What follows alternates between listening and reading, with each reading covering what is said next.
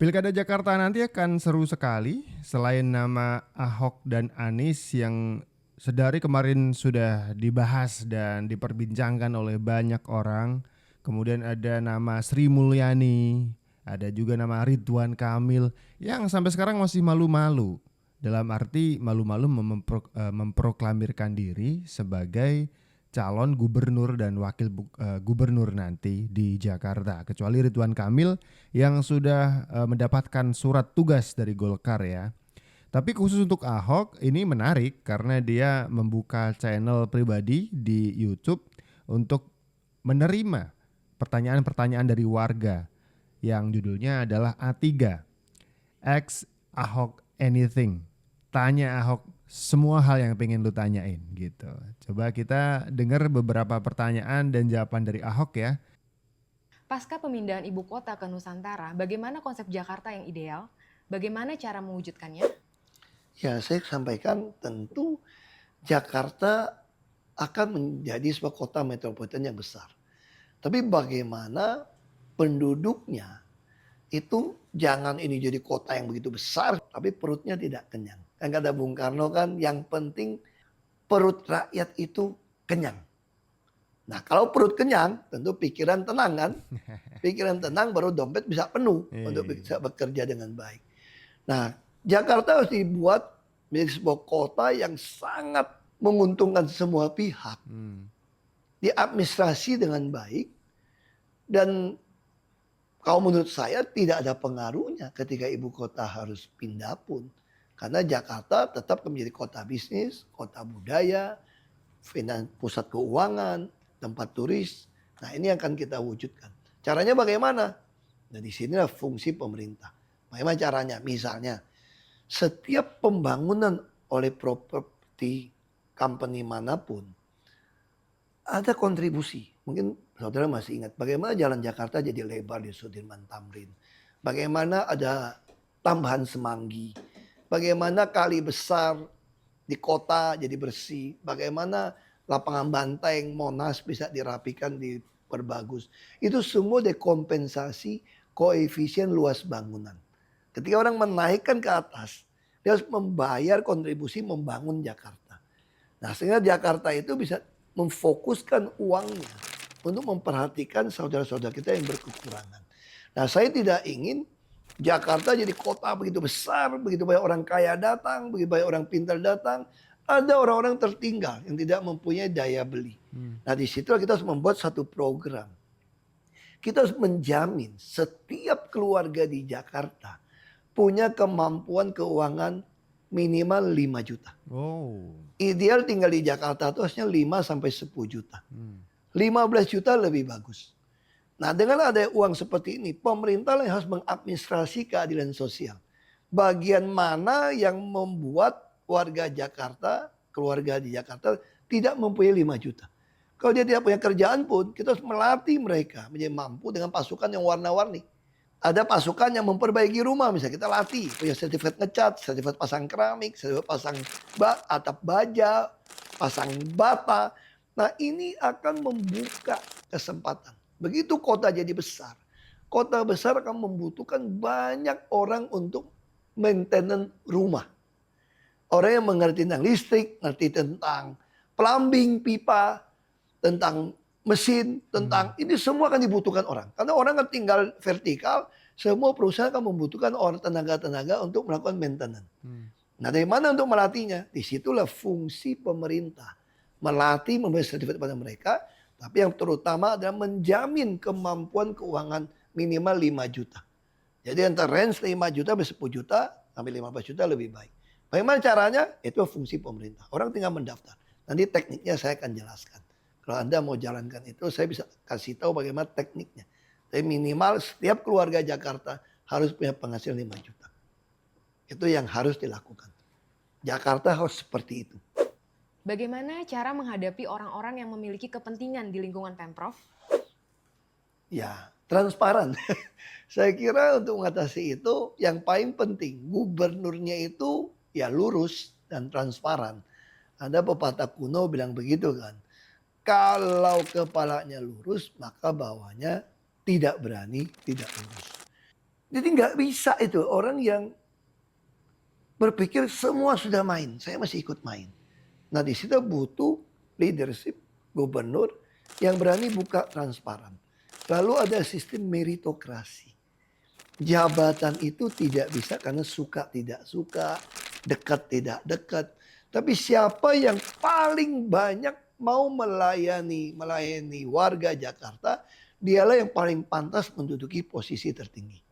Kalau Anda mau jadi wali kota, mau jadi camat, mau jadi sekda, Anda harus membuktikan Anda bekerja paling banyak membantu warga Jakarta. Nah itu sistem meritokrasi. Tentu kita juga ingin berbasis kinerja.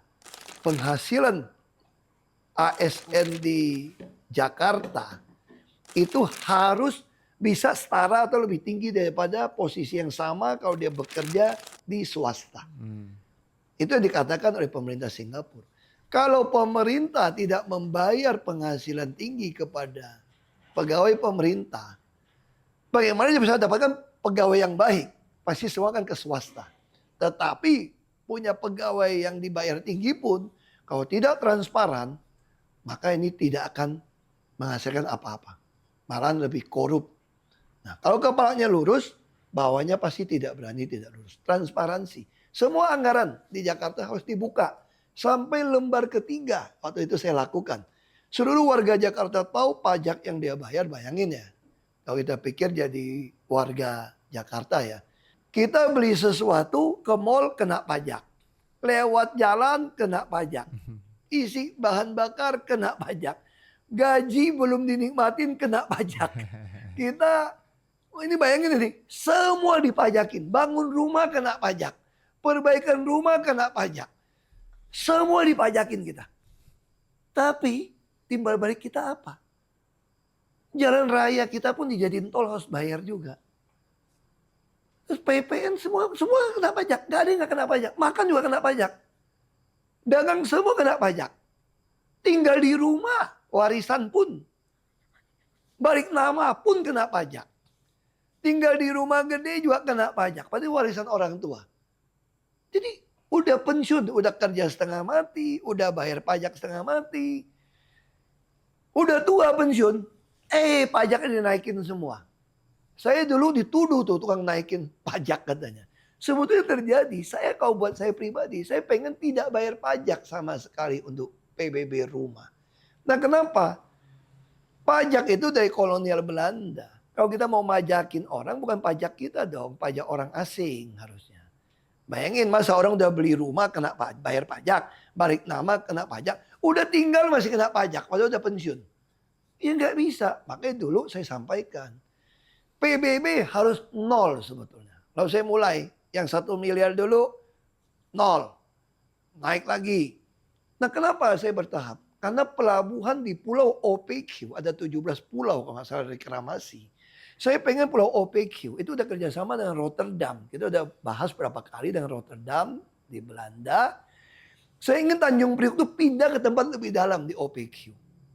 Sehingga Pemda DKI punya pelabuhan seperti di Rotterdam. Saya diajari itu dari wali kota Abdul Muthalib. Bayangin kalau Jakarta punya pelabuhan sedalam itu, punya OPQ, punya 80% saham, orang masuk, punya penghasilan seperti itu begitu besar. Seluruh rumah hunian di Jakarta tidak perlu bayar PBB. Loh kenapa saya naikkan dulu? Saya dianggap temuan. Ketika undang-undang pemungutan pajak bumi bangunan diserahkan kepada Pemda DKI, saat itu sudah selisih bisa sampai 5 kali berapa lipat, 2 kali, 3 kali lipat dari harga yang sesungguhnya. Nah ini bisa jadi temuan merugikan negara atau memperkaya orang lain. Nah saya kebetulan waktu itu adalah gubernur. Dari Kementerian Keuangan menyerahkan kepada Pemda untuk memutuskan. Nah kalau saya tidak memutuskan itu, saya bisa dianggap pelanggaran. Nah sekali itulah yang harus kita lakukan. Bagi saya, pemimpin yang baik itu selalu memikirkan setiap anggaran. Bisa dilihat oleh warganya, karena itu pajak warga. Itu adalah hak warga Jakarta untuk melihat uang saya dipakai kemana. Saya tidak takut menggaji lurah, camat, wali kota, ASN dengan gaji yang besar. Asal semua keperluan warga Jakarta dibantu dengan cepat. Orang yang sakit, orang dari hamil, sampai besar, sampai sekolah, sampai bekerja, sampai meninggal, harus kita urus. Tidak boleh mau ngubur aja ada pungli. Tidak boleh mau lahir bikin sertifikat harus ada pungli. Nah ini semua belum bisa ada kalau warga ada kesempatan melapor. Nah saya mendorong siapapun jadi gubernur Jakarta harus menyerahkan nomor HP resminya pribadi. Harus bisa menerima warga datang untuk melakukan pengaduan. Karena Anda adalah orang tua, Anda adalah pemimpin yang bertugas membantu yang miskin dan membutuhkan pertolongan. Anda adalah pemimpin yang bertugas mengadministrasi keadilan sosial. Supaya perutnya kenyang, rakyat warga Jakarta, pikiran mereka bisa tenang dan dompetnya bisa penuh. Nah itulah yang saya harapkan dari seorang gubernur Jakarta ke depan. Harus berani, transparan semua anggaran. Terima kasih. Itu dia, kita mendengar sekelumit singkat dari pertanyaan netizen kemudian dijawab oleh Pak Ahok. Yang pertama, keinginan atau cita-cita Pak Ahok untuk bisa mensejahterakan warga Jakarta atau mungkin harapan gitu. Harapannya adalah per orang di Jakarta itu minimal 5 juta gitu, dan 15 juta dan lebih lagi itu lebih baik begitu. Harapan kita bersama ya. Kemudian yang kedua soal pemerintah yang bagus, itu yang bagaimana? Kata Pak Ahok sih yang transparan begitu. Yang menarik adalah dua hal. Yang pertama soal pajak. Pak Ahok ini pengen pajak bumi dan bangunan itu 0 alias gak ada pajak. Wah, ya serius Pak. Kemudian yang kedua, kalau misalkan ada gubernur terpilih nanti, dia harus rela untuk membuka pintunya untuk menerima pengaduan warga 24 jam, lebih bagus. Atau mungkin dia juga harus rela untuk share kontak pribadinya agar warga bisa menghubungi via WhatsApp atau via sosmed atau telepon langsung. Itu kata Pak Ahok kalau misalkan Anda pengen jadi gubernur atau pemimpin Jakarta gitu. Setuju nggak dengan program-program Ahok ini untuk Jakarta? Coba komen di bawah. Segitu dulu ya video kali ini. Kita ketemu di video-video selanjutnya. Saya Abdul. Salam.